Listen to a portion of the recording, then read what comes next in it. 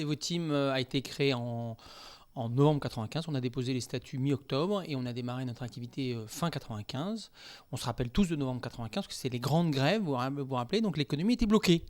Donc c'était bien de commencer à ce moment-là. Ça nous fait un bon baptême de départ. Voilà, et puis petit à petit, heureusement, à partir de 96, le business est reparti et on s'est développé rapidement sur premièrement, la dérégulation des télécoms, c'est-à-dire que SFR est monté en puissance. Et puis, on a vu apparaître des opérateurs alternatifs partout en Europe. Donc ça, c'était le premier élément de développement, d'innovation dans le marché. Et la deuxième partie, c'était la révolution IP qui est arrivée avec le développement du réseau, toutes les technologies client-serveur et surtout de l'Internet. Voilà. Et c'est sur ces deux schémas que Devoteam s'est créé, sur ces deux idées, une révolution technologique, une révolution réglementaire, et qui nous a donné de l'espace pour nous développer très rapidement. On a démarré en fait avec mon frère à deux. Mais lui était encore chez IBM à ce moment-là. Donc on a travaillé sur petit à petit des missions et puis on a très rapidement embauché.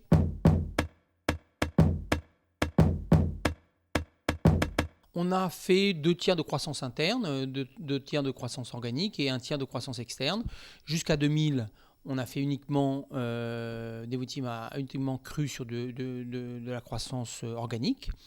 Et puis, à partir de 2000, on s'est coté en bourse, en fait, fin 99. On a levé des fonds. Et donc, on est parti à l'international et on s'est mis à faire des acquisitions pour ouvrir des marchés importants.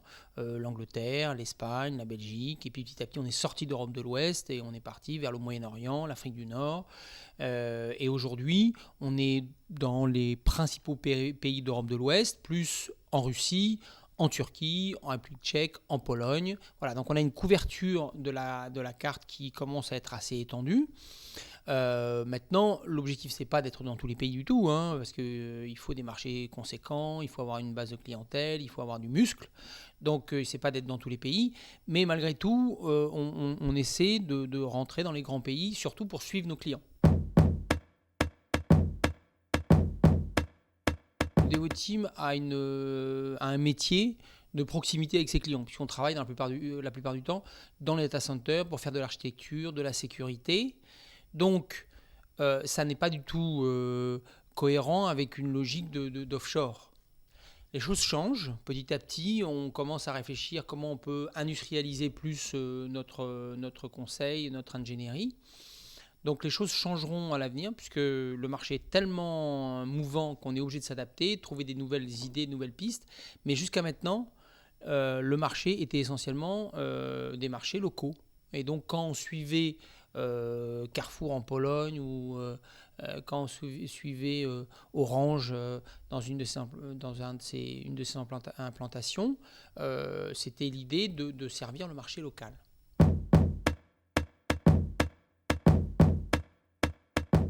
Toutes les targets sont intéressantes, simplement elles sont difficiles, donc pour des raisons très différentes. L'Amérique du Nord est un marché très mature où une société comme Devoteam ne va pas apporter un nouveau savoir-faire. On peut essayer de prendre des parts de marché, mais le savoir-faire tel qu'aujourd'hui nous l'apportons à nos clients ne va pas être un élément différenciant. Bon, donc l'Amérique du Nord, pourquoi pas, sachant que les marges sont meilleures qu'en Europe. L'Amérique du Sud, c'est un marché qui est très contrasté, avec beaucoup de corruption, avec un environnement législatif compliqué. Quand vous voyez que Atos est sorti du Brésil, Altran aussi. Moi, je connais bien l'Argentine. C'est des pays qui sont des pays de cauchemar pour le business. Le fisc est fantaisiste.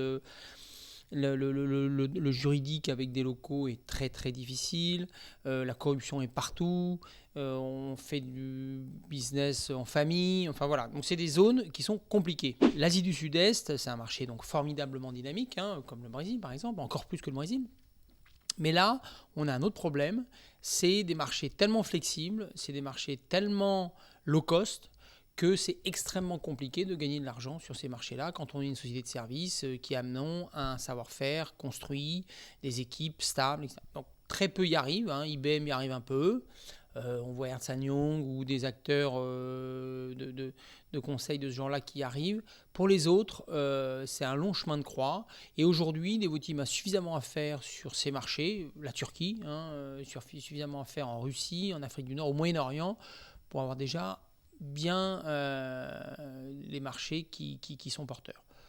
On verra pour la prochaine décennie. Moi, je pense qu'aujourd'hui, on a déjà beaucoup de chantiers et on vit une transformation majeure de l'IT, pas seulement de l'IT, mais entre autres de l'IT. C'est une transformation majeure chez les opérateurs, chez les grands clients. Et on doit se transformer pour s'adapter à ces nouveaux marchés. L'informatique est en train d'éclater avec le cloud, avec le SaaS. Les métiers, les directions métiers vont reprendre encore beaucoup plus de pouvoir à l'avenir. Donc ça veut dire une transformation majeure, beaucoup moins d'intégration, mais beaucoup plus de conseils, de conduite du changement, beaucoup plus d'adaptation, de choix de produits. Un mouvement très lourd du cloud qui va complètement bouleverser l'informatique des clients, mais aussi notre marché. Donc avec des fantastiques opportunités et des vraies menaces.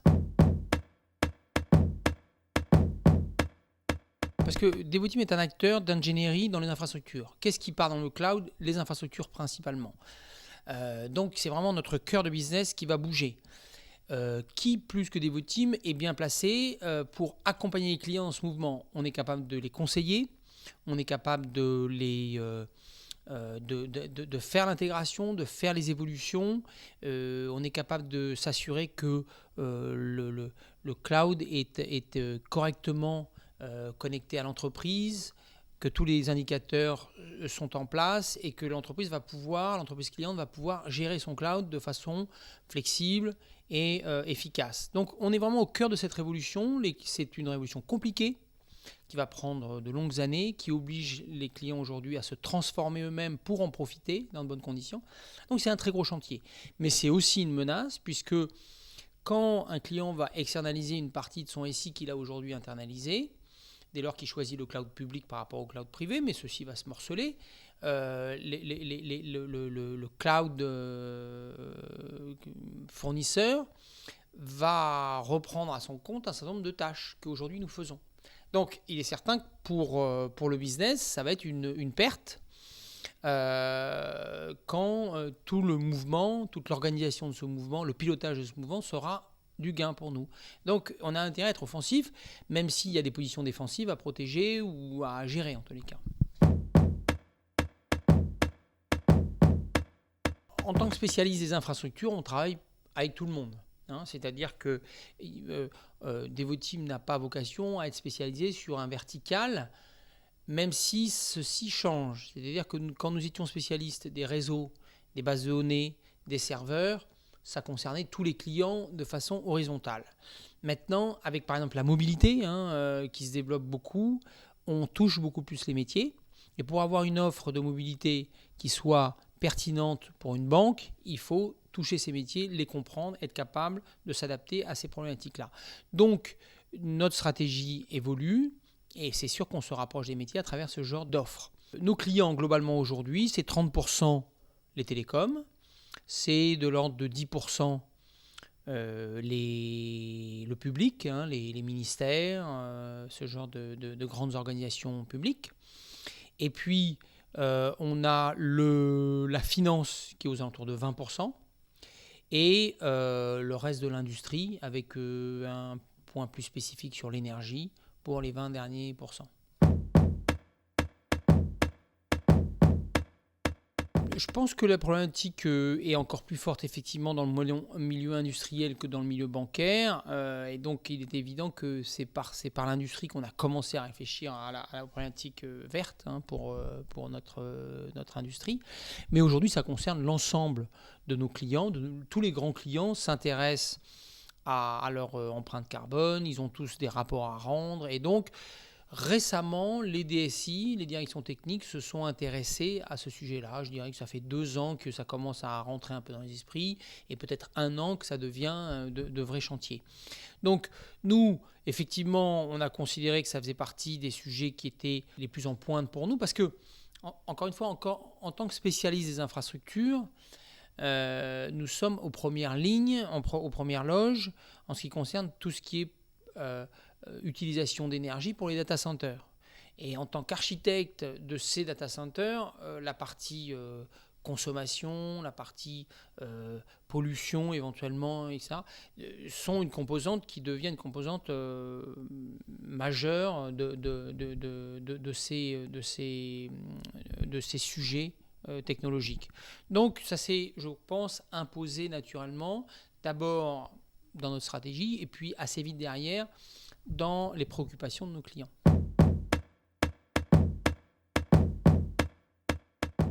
On est rentré dans une logique où on a amené les clients à travers un certain nombre de séminaires, à travers un certain nombre de méthodologies, à les faire réfléchir sur comment, à quel niveau de la consommation ils étaient et quelles étaient les pistes de travail pour faire une diminuer cette consommation d'énergie. Et on a vu que c'était quand même des sommes. On a fait prendre conscience à nos clients en leur montrant la consommation, les coûts, que c'était des montants importants, que c'était donc un sujet qui valait le coup d'être appréhendé, vu l'idée qu'il faut faire attention à ce qu'on consomme, mais même aussi à travers les factures qu'ils payaient sans vraiment se poser de questions. Et donc on a appréhendé avec eux la bonne utilisation de ces serveurs, des mètres carrés, parce que quand vous virtualisez, vous pouvez diminuer énormément le nombre d'équipements, donc faire baisser toute l'énergie. On a mis en place un outil qui permet, sur la base de ce qu'on connaît au niveau des salariés, éteinte automatique à 7h, à 8h, à 9h, on est rentré dans une logique identique pour les postes de travail. Donc Devoteam a développé une application qui permet de constater si l'ordinateur est utilisé et s'il n'est pas utilisé, d'être automatiquement éteint dans des tranches horaires qui sont cohérentes. Donc on a travaillé à travers des séminaires, à travers des méthodologies et carrément à travers des softwares pour aider nos clients à optimiser leur énergie, à optimiser leur facture énergétique. Et puis, on a en parallèle travaillé avec eux sur, bien entendu, la conduite du changement et la sensibilisation des équipes au problème. Parce que vous avez toujours la partie, je dirais, technique de ce genre de travaux, et puis la partie conduite du changement qui est très importante.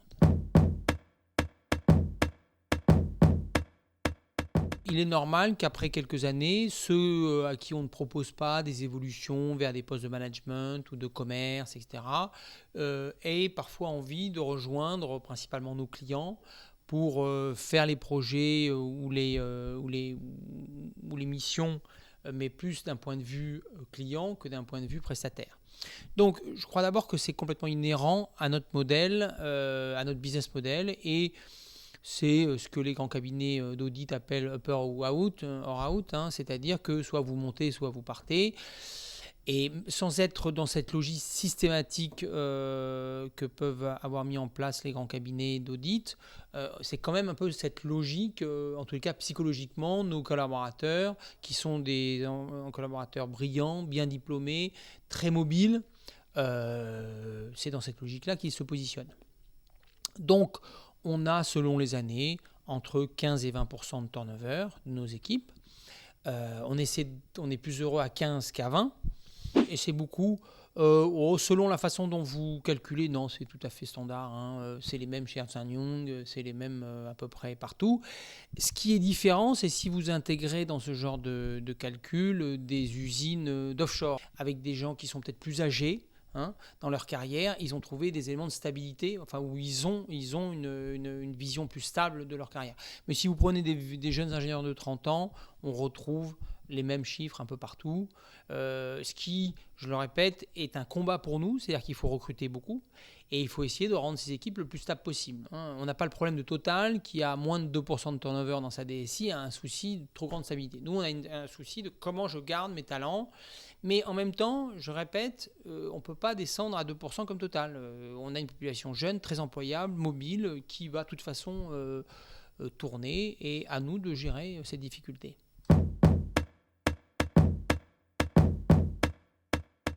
En chiffre d'affaires, on est à peu près 2-3 millions d'euros au-dessus de ce que l'on avait annoncé. En termes de profitabilité, on est exactement au chiffre qu'on a dit, 5,5, sachant qu'on est en baisse par rapport à l'année dernière. On était à 6 l'année dernière. C'est précisément le montant qu'on a perdu en Pologne. On a fait une acquisition en Pologne tout à fait à la fin de 2010 et on a perdu 1,7 million d'euros dans cet exercice qui était prévu, qu'on avait annoncé, mais qui était, malgré tout, on espère toujours faire un peu mieux et on n'a pas fait mieux. C'était pas le worst case, mais enfin pas très loin. Donc c'est une entité qu'on a du mal à retourner rapidement. Une performance qui est, je dirais, honorable dans ce marché tellement compliqué qu'on connaît aujourd'hui. C'est vraiment un marché d'une extraordinaire complexité. Quand vous ne savez pas si vous allez avoir du crédit, du crédit disponible auprès de vos banques, si vous ne savez pas si les marchés financiers seront ouverts, si vous ne savez pas si la Chine va s'effondrer, si vous ne savez pas si les États-Unis repartent ou pas, vous ne savez pas quel sera le prix du pétrole, le prix de l'euro, tout est instable. C'est pratiquement impossible de prendre une décision en ayant un cadre clair. Voilà. Aucun élément du cadre n'est clair quand vous prenez une décision. Donc, il y a un attentisme forcément important dans l'économie quand vous êtes dans un cadre aussi flou et angoissant en même temps, parce que toute la journée on a des mauvaises nouvelles, en tous les cas des nouvelles qui sont pas optimistes du tout. Donc, ce cadre-là rend l'exercice de pilotage du business extrêmement difficile. Et donc, dans ce cadre-là, on peut considérer que nos résultats sont honorables. On ne s'en satisfait pas du tout. Moi, je considère, et je crois que toute l'entreprise est alignée avec moi sur ce sujet-là, que notre marché va profondément et a commencé à profondément se transformer. La crise accélère cette transformation. La technologie, mais surtout la crise accélère les prises de décision sur les transformations, sur l'industrialisation, parce que d'un côté, la crise va ralentir les décisions d'innovation, de création, et va accélérer toutes les décisions de baisse de coûts, d'optimisation, d'industrialisation. Donc, on doit s'adapter à ce changement. Il y a un changement clairement de business model de l'IT chez nos clients, mais il y a aussi un changement lié à la crise qui fait que nos clients ont une volonté tout à fait claire, affichée, précise, de faire baisser leurs coûts. Et dans cet environnement-là, il faut qu'on fasse de la croissance et il faut qu'on réaugmente notre productivité et donc nos profits pour rester une entreprise profitable, largement profitable. On est profitable, mais il faut le rester encore plus pour avoir du muscle pour continuer notre développement, grandir, aller en Amérique du Nord et en Asie du Sud-Est, comme vous le faisiez remarquer. Prendre des engagements sur 2000 aurait été vraiment très risqué. Et quand vous prenez l'engagement, il faut le tenir. Si c'est trop risqué, vous avez intérêt à ne pas en donner, quitte à déplaire, bien sûr, parce que nos actionnaires souhaitent avoir une visibilité, c'est bien normal. Et en même temps, je pense qu'ils préféreront qu'on ne s'engage pas tant qu'on n'a pas une visibilité minimum. Voilà. Donc nous avons décidé de ne pas communiquer. Ce qu'on a dit, c'est qu'on a quelques éléments positifs. La Pologne, petit à petit, réduit ses pertes, donc ça va nous aider. Mais on a aussi le marché anglais qui est compliqué, le marché italien qui est très compliqué, espagnol aussi, même si l'Espagne, ça va à peu près. Vous avez la France qui, avec l'arrivée de Free dans les télécoms, est clairement sous pression. Vous avez NSN qui est une entreprise qui aujourd'hui et Alcatel par exemple, c'est deux entreprises qui dans les télécoms souffrent. Voilà, donc Peugeot, on entendait ce matin qu'ils avaient plongé au niveau des volumes de plus de 20% ce dernier mois. Donc vous avez un environnement avec des clients en difficulté qui prennent des décisions drastiques et qui font que pour les fournisseurs, c'est compliqué.